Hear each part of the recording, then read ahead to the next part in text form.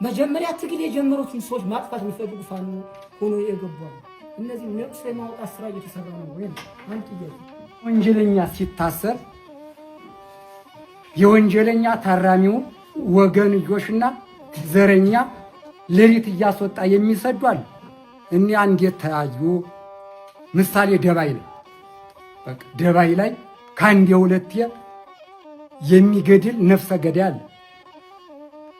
ይዘርዘር ከተባለም እስከ ስሙ ስለታዘ ብዬ ምንም የማያሻማ ስለሆነ ብዬ ትግል ለፋኖ ማንም አይንገር። ማንም የነ ኢንጂነር ስመኘው በቀልና የነ አስራት የነ ሳረና የነ መግባሩ ከበደ እንትን ከንክኖት እኮ ነው ህዝቡ ሆ ብሎ ይወጣ።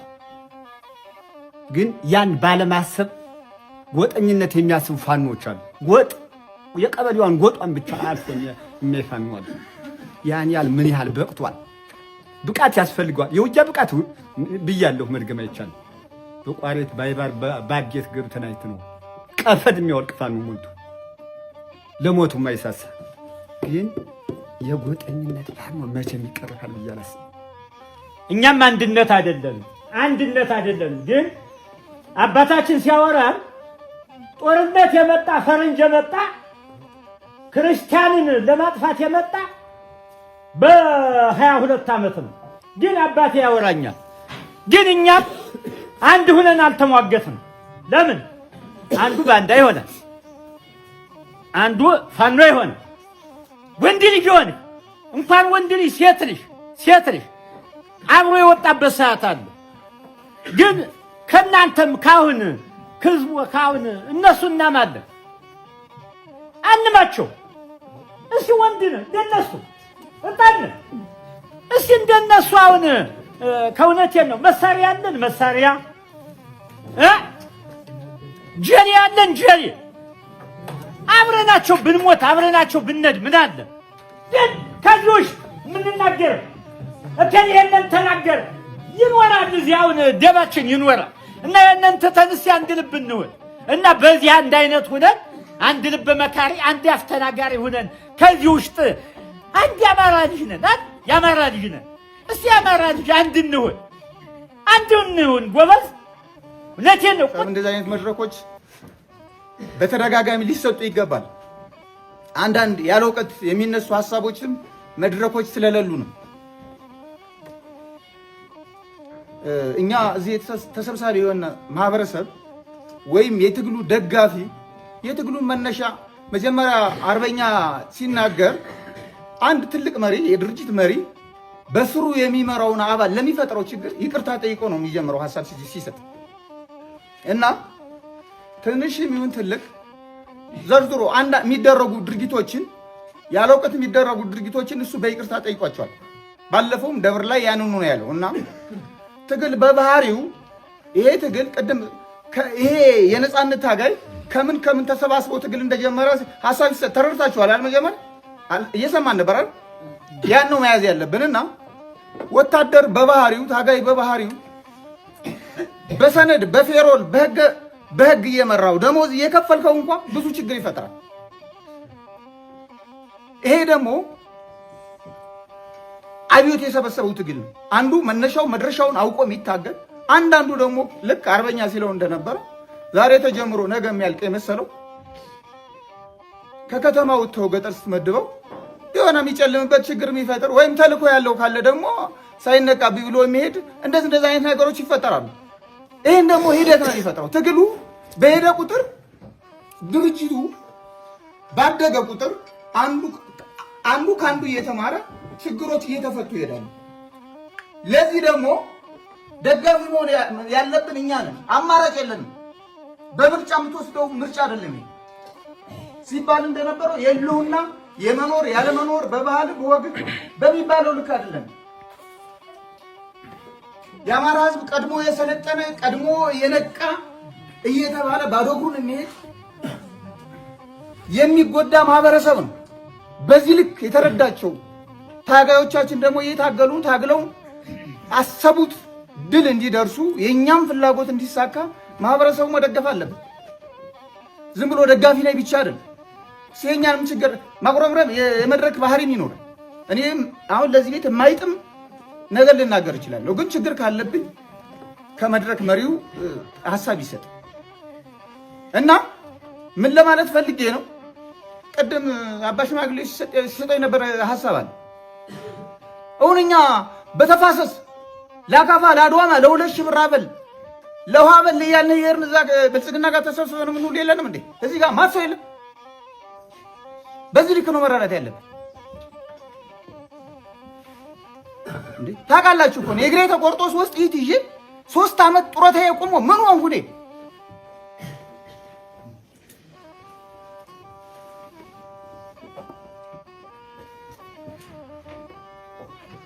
ስለዚህ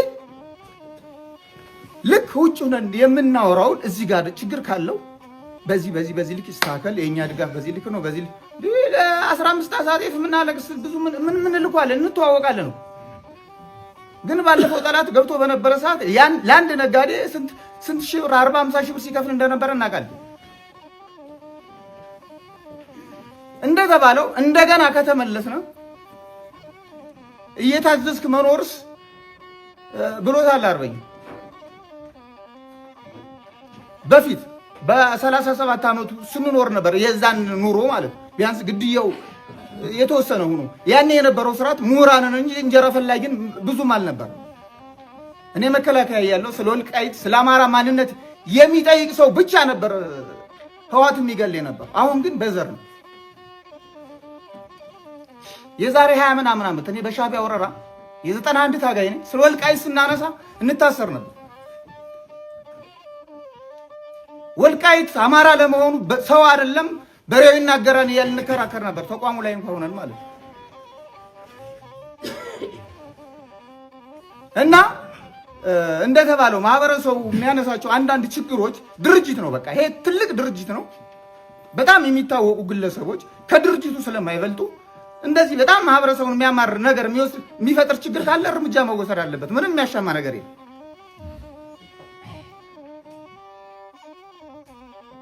ስለዚህ ሌላ እኔ እዚህ ነፃነት ትግል መስተካከል ያለበት ብዬ የማስበው አንድ መያዝ ያለበት መሪ በመዋጋት ሊለካ ይገባው ልትይዙልኝ የሚገባው ነገር። አሁን ብዙ መሪዎችን እያጣን ነው። ብዙ ጀግኖችን እያጣን ነው። አንድ መሪ የሚለካው የተሰጠውን ኃይል እንዴት አቅዶ ያዋጋል፣ እንዴት ያደራጃል እንጂ የፊት ገብቶ ቦምብ ይጠላል መለኪያው አይደለም። ይሄ ሊሰመርበት ይገባል። መብረቁ ጋር የነበሩ መሪዎች ትናንት ያጣነውን እነ ሸዋንን ያጣነው በዚህ ጉድለት ነው።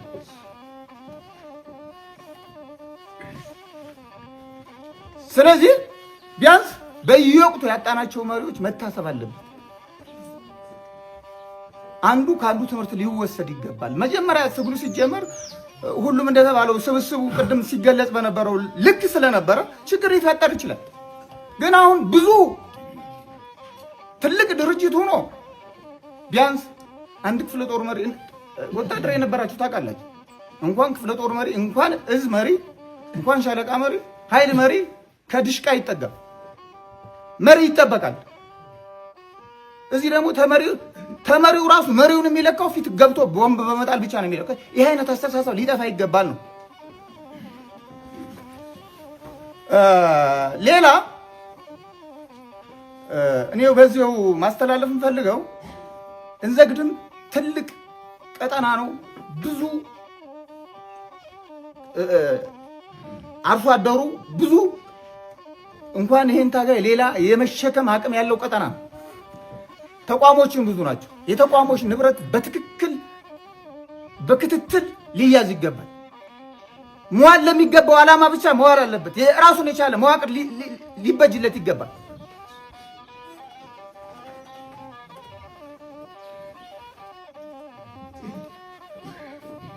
ድርጅቱ መጠቀም የሚፈልጋቸውን ሰዎች መጠቀም አለበት። በአብዛኛው ታጋዩ ከውጭ ሆኖ ነው የሚያዩ።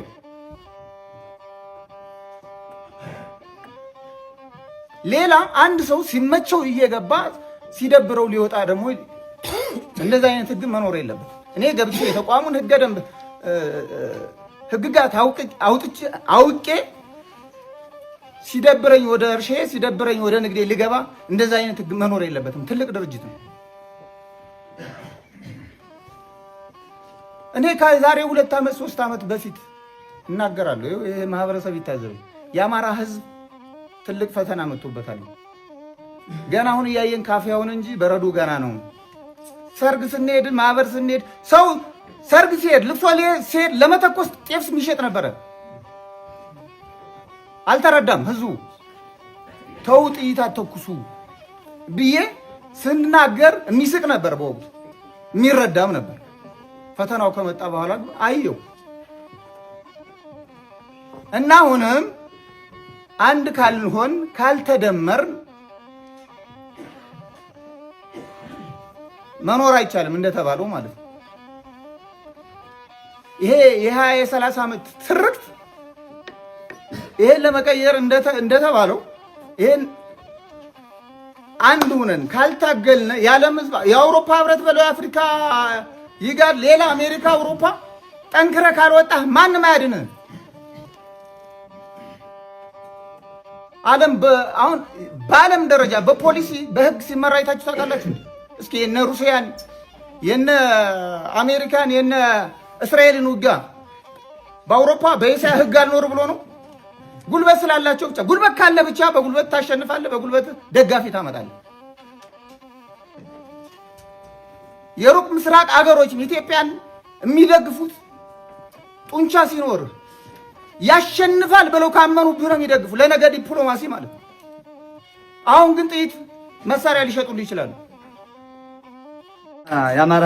የአማራ ህዝብ እንደ ህዝብ የገጠመው ፖለቲካዊና ኢኮኖሚያዊ ማህበራዊ መስቀልቅልና እንደ ሀገር የገጠመውን አደጋ በጥልቀት በመምከርና ስብሰባችን በማሳካት አጠናቀናል።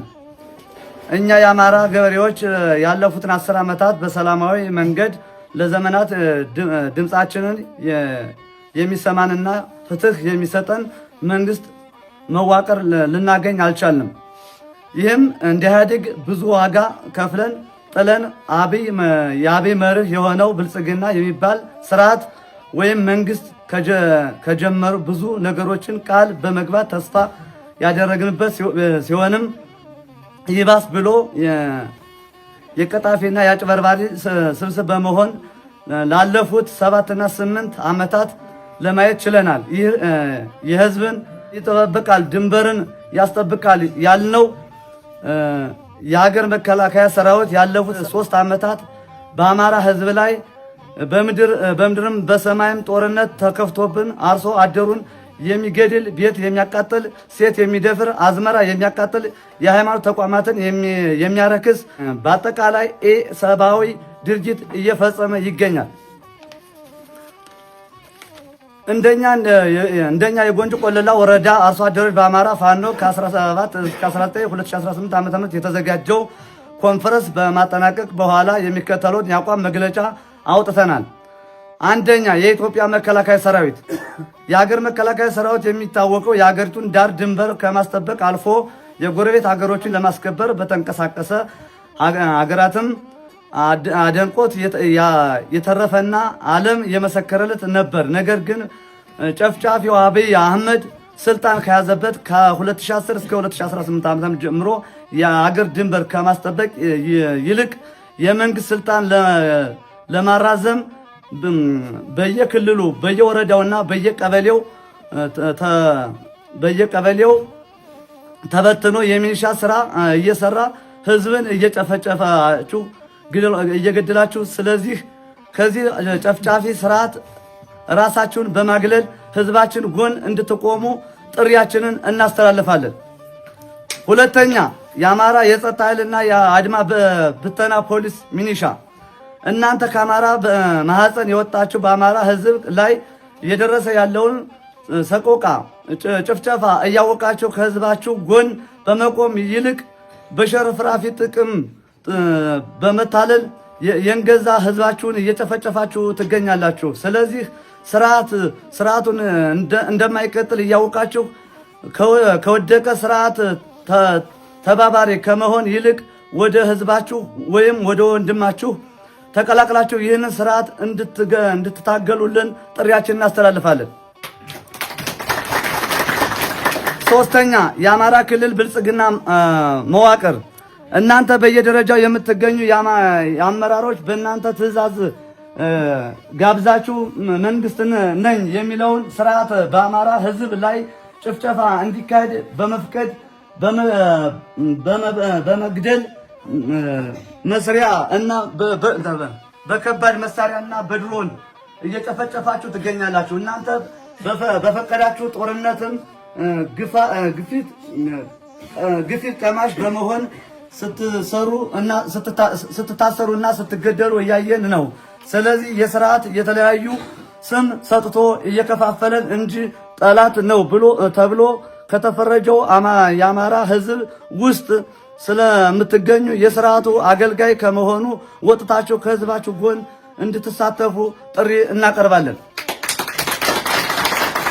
አራተኛ ምርጫ ቦርድ በአማራ ኢትዮጵያ አሁን በፊት ለ6 ጊዜ ምርጫ ተካሂዷል። በመሆኑም በምርጫ ምክንያት ሰዎች ሲታሰሩ፣ ሲገደሉ፣ የሀገር ሀብት ንብረት ሲወድም እንጂ የስርዓት ለውጥ ሲመጣ አላየንም።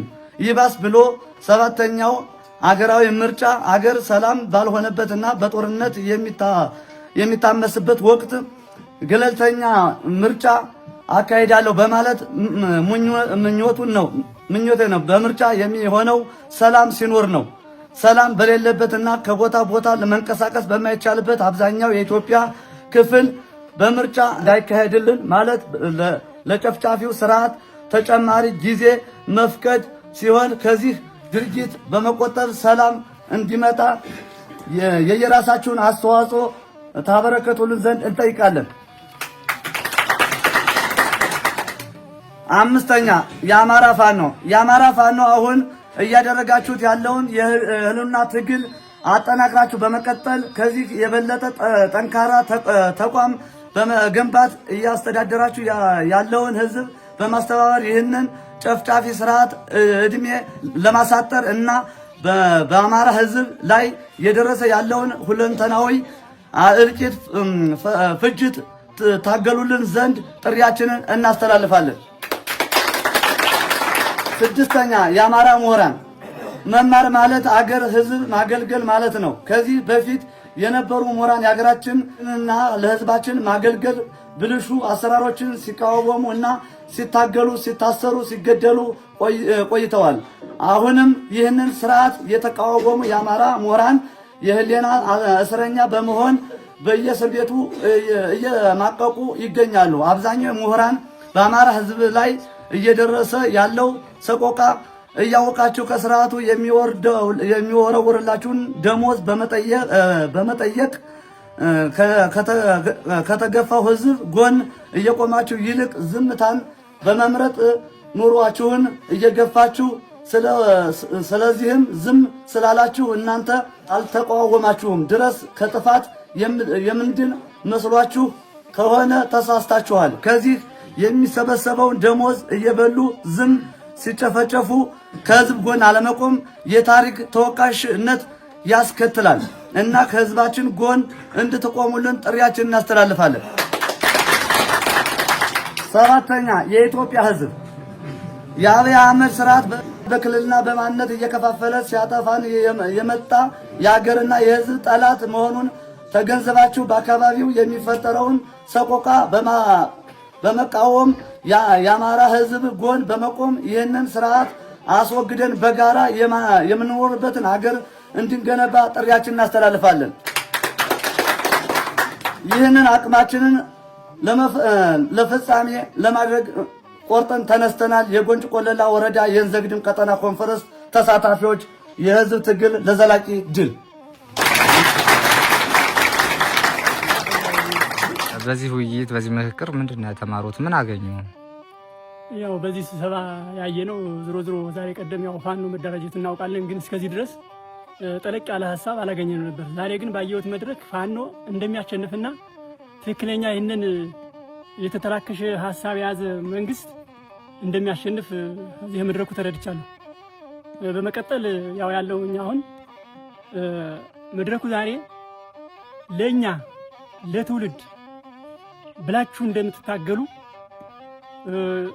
ጥሩ ሐሳብ ተረድቻለሁ። ምክንያቱም እኛ ያየነው አሁን ለተለያየ ጥቅም መስሎን ነበር። ዛሬ ግን አብራርታችሁ ስለ ሃይማኖት ጉዳይ፣ ስለ መኖር ጉዳይ የባርነት ቀንበር ተሸክመን እድሜ ልክ እንደምንኖር ለዚህ ረድታችሁ የቆማችሁ መሆኑን አውቀናል። ሃይማኖታችን እንዲከበር፣ ማንነታችን እንዲከበር፣ በማንም ላይ አርሰን እንድንበላ ወጥተን እንድንገባ የተለያዩ በቃ ፍላጎታችን እንዲስተካከል በዚህ መድረክ ላይ ዛሬ ተረድቻለሁ። ምክንያቱም እስካሁን ቀደም እያማናችሁ ነበረ። ምናልባት ለጥቅማቸው ብለው ነው እያለ ነበር። ግን አሁን ካየነው ትላልቅ ምሁራኖች እንዳላችሁበት ለትግሉ በቃ ለትውልድ ለልጆቻችን እኛ ሙተን እነሱ እናድናለን እያላችሁ ሳይፈዱን ውላችኋል። እና አሁን ባየነው አጠቃላይ በዛሬው ኮንፈረንስ መንግስት አንድ ግሩ ብቻ እንደቀረ ተረድተናል ያለውንም ሁኔታ እና እናንተን አሁን በሙሉ ልቦኔ እንደምታቸንፉ አረጋግጣለሁ በዛሬው መድረክ። እሺ ስለ ምርጫው ዝሮ ብዙ ቀናትን አሳልፈናል። ምርጫው ባይመረጥም ምን ጊዜም መኖሩ አይቀርም። ግን እሱ ተልካሻ አስተሳሰብ ነው እንጂ እኛ የአማራ ህዝብ ሎሌነን፣ አራሽነን፣ መጋቢነን ልቅስ እየለፋን እያመረትነ ብንሰጠው ይሻል ነበርና አሳ መብላት በብልሃት እንደሚለው እሱ አሁን አሽክላውን ጥሎ በሽ መደበሪያ ምክንያት ሌላ ነገር ሊያመጣ አስቦ ነው። ግን እኛ ይብላኝ ለመንግስት ይብላኝ ለሱ እንጂ ከተማ ላለ ህዝብ ይብላኝ እንጂ እኛ ለአንድ ዓመት ቀርቶ ለሁለት ዓመት ቀለብ ምን ይዛል እንደምንም አድርገን በኮንፈስም አመረትነ ዝም ብለንም አረስነ ለሆዳችን አንሸነፍም። ይቀቅለው የኛ ጤፍ ይበቃናል፣ ጤፋችን አለ፣ ማይወቀላችን አለ፣ እንደምንም ብለን እንዋጣዋለን። ግን እሱ መስሎት ነው ተጠልቶ እንዲሆኑ በዚህ በማዳበሪያ ምክንያት እኛ አንመርጠውም። ድሮም አልመረጥነውም። በተለይ ዋሸራ ቀበሌ ላይ በ2013 በተደረገው ምርጫም እንዘግድም ቀጠና አሸንፎ በጉልበት ነው እንጂ ተመርጦ የማያውቅም። አሁንም አንመርጥም። ማዳበሪያውን ቀቅሎ ይብላው።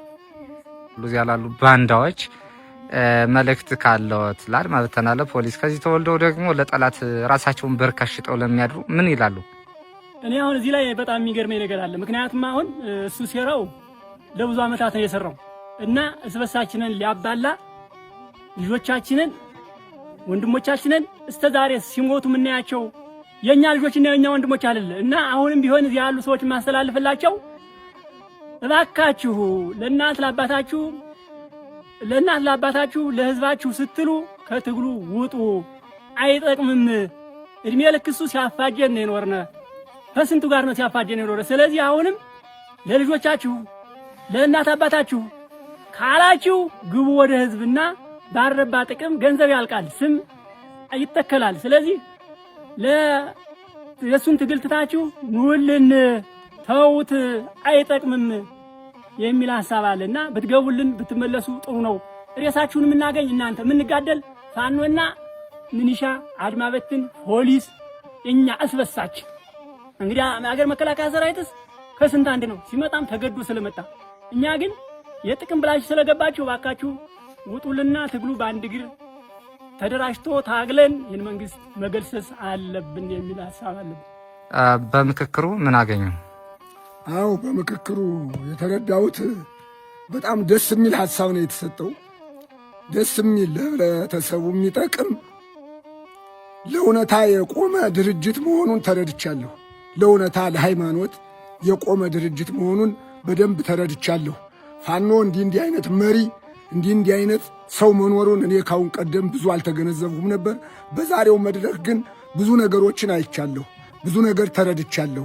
ምክንያቱም ወደፊትም ቢሆን አቋሙን አበርትቶ የፋኖ መሪ እንዲህ አይነት መሪ ኑሮ ነገም ለህብረተሰቡ የሚጠቅም ነገር ይዞ እንደቆመ በደንብ ተረድቻለሁ። እኒህን አይቻለሁ። ብቻ ትንሽ ድምፄን ዘጋ ስላደረገኝ ብዙ ለመናገር ትንሽ እቸገራለሁ። ምርጫ እውነት ውሸቱ ነው እንጂ እውነት እመረጣለሁ ብሎ ነው የሚለፋው። የሚመርጠው የለም፣ አይመረጥም።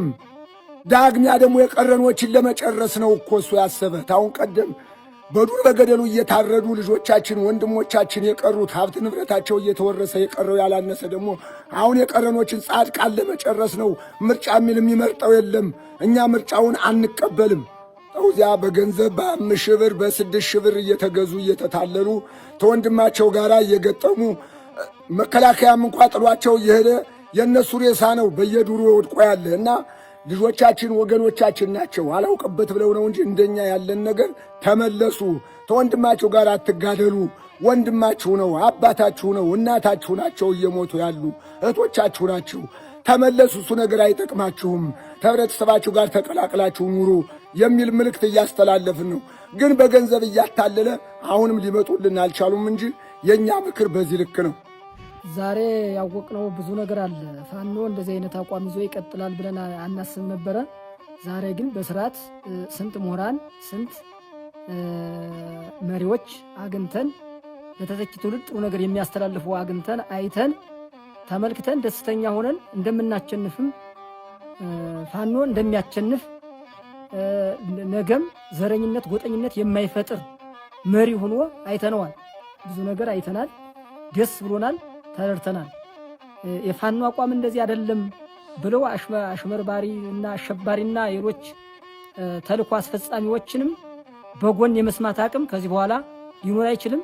ወደዚያ የተለከኩትም ወደኛ ተመልሰው የናንተ የፋኖን አቅም ማጎልበት እና መገደፍ ሊችሉ ይችላሉ። በዛሬው ምክክር መድረክ ብቻ ያየነው ጥሩ ነገር ነው።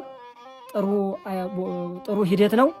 በጣም እንደምናቸንፍ በጣም በቃ እኔ እንደዚህ አይነት መሪ እንደዚህ አይነት የተማረ ምሁራን ይመራናል ብለን አላሰብንም። ግን መተን ስናየው የተማረ ትልቅ ስንቅ ሰንቆ አማራን ብቻ ሳይሆን ሁሉንም አቀፍ ያደረገ ሁሉንም ብሔር ሳይገነጥል ጎጠኝነት ሳይገነጥል መርተን እናስተካክላለን የሚል ሐሳብ ያለኝ ከዛሬ ካየሁት መድረክ ላይ ምርጫ ማለት ከዚህ ቀደም 3 4 5 ጊዜ መርጠነዋል። ከመርጦ ሰላም ሲመጣ ላየን። ከምርጫስ አሁን በጀመረው ፋኖ በጀመረው ትግል ብዙ ነገር እያየን ነው። ሰላም እያገኘን ነው። ምርጫ አንመርጥም። እንዴት እንመርጠዋለን? ከመርጦን ሰው መግደል ነው። አንድ መንግስት ከተመረጠ በተመረጠበት አቋም ህዝብን ሊያገለግል ነው። ግን ህዝብን ከማገልገል ህዝብን ከመግደል ወደ ኋላ ይል መምረጥም አይቻልም። ቢመረጥም ሰው ከመግደል ወይም ሰውን ከማሳቀቅ ከማሳደድ የተሻለ ነገር አያመጣም ይሄ መንግስት። አሁንም ምርጫ ብሎ ሊጠቀምበት የፈለገ በጥቅም ህዝብን ገበሬን በጥቅም አታሎ ማስመረጥ እየፈለገ ነው። ግን እኛ መርጠን ከምንሞት ጥቅም አግኝተን ከምንሞት ጥቅም ሳናገኝ በራብ ታግለን ብንሞት ይሻላል ብዬ አስባለሁ። እንደኔ በደሉ የአማራ ህዝብ ቢያንስ በየሄደበት መሞት በየሄደበት መቅረት ሰርቶ እንዳይበላ ከጉዞ እንዳይገባ እያደረገ ነው ያለው። እየከፋፈለ ያው ወንድሙ እንዲገለው እያደረገ በገንዘብ በጥቅም እያታለለ እያስገደለ ስለሆነ ብንመርጠውም ነገ ከማስገደል ወደ ኋላ ስለማይል መምረጥ አይቻልም። የመረጠም ይሄንን ነገር ያልተረዳ ይሆናል። እንዲረዳም እሳቢ ያለን እንዲሰማንም እየነገርነው ነው። እኛም ከዛሬው ምክክር መድረክ ጀምረን ምርጫ እንዳይመርጥ በየጎናችን እንናገራለን ማለት ነው። እነዚህ ሲሞቱ ሰው ሲሞት ሰው ዞ ይሞታል ማለት ነው። አሁን የመንግስት ሊሞት ሲል በጥቅም አታሉ እነሱ ዟቸው ገብቷል። እየሞቱ ነው። ግን ከመልሰው ካሁን ቀደም የሞቱ አሉ። አሁንም እነዚህ ሳይሞቱ ወደ ድርጅቱ ወደ ፋኖ መጥተው ተጠግተው ራሳቸውን ማዳን አለባቸው። ወደኛ ቢገቡ ቢመለሱ ማለትም ሰው ስለማይሆን ይሄ መንግስት ሰው ስለማይሆን እነሱ ከመልሰው ወደዚህ ቢገቡልን የሚል ምልክት አለ። ወንድሞቻችን ናቸው። የኔ ዘመዶች እዛ ገብተዋል። እየነገርኳቸው ነው በተደጋጋሚ ተመለሱ፣ ግቡ ወደዚህ እያልኩ ነው። አሁን ከዛሬ መድረክም በባለፈውም አንድ ቀን መድረክ ተሳትፌያለሁ። በሁለቱም መድረክ ወዲህ ተመለሱ እያልን ነው። አንመለስም አትበሉ። ይሄ መንግስት እያበላላን ነው። ስበሱ ተመለሱ፣ ወደዚህኑ አይጠቅማችሁም። ተመርጦ ሰላም ያላመጣ መንግስት ውጊያ ከተጀመረ በላይ ሰላም ላይ ያመጣላችሁ ወደኛ ነው የሚል እሳቤ ነው ያለኝ።